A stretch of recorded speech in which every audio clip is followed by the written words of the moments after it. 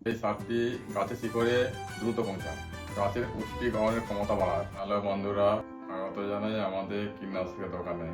আজকের এই ভিডিওতে আমি আপনাদের দুটি বিশেষ ওষুধ সম্পর্কে বলবো, যা বাদাম চাষের ফলন গুণমান উভয়কে উন্নতি করে। ডিএপি আর কাস্টোডিয়া সঠিক সার ও কীটনাশক বেছে নেওয়া অত্যন্ত জরুরি, কারণ এটি আমাদের ফসলে স্বাস্থ্যের উপরে সরাসরি প্রভাব ফেলে। প্রথমে আসুন ন্যানো ডিএপি দেখি।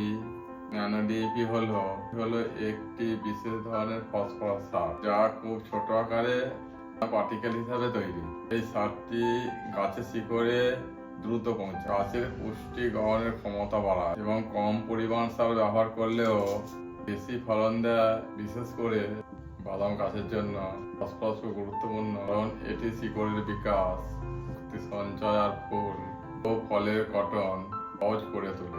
কাস্টোডিয়া একটি শক্তিশালী কীটনাশক, গাছ ছত্রাকজনিত রোগ থেকে এবং গাছকে মরা থেকে বাঁচায় এবং নানা ধরনের ছত্রাকজনিত বিরুদ্ধে প্রতিরোধ গড়ে তোলে।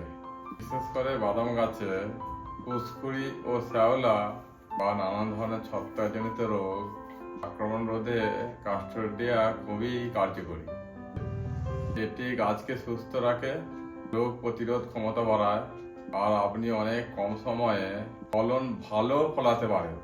আমাদের দোকানে এই দুটি ওষুধ খুব সহজেই পাওয়া যায় এবং আমরা আমাদের সঠিক মাত্রা এবং প্রয়োগ পদ্ধতি সময় অনুসারে পরামর্শ দিয়ে থাকি।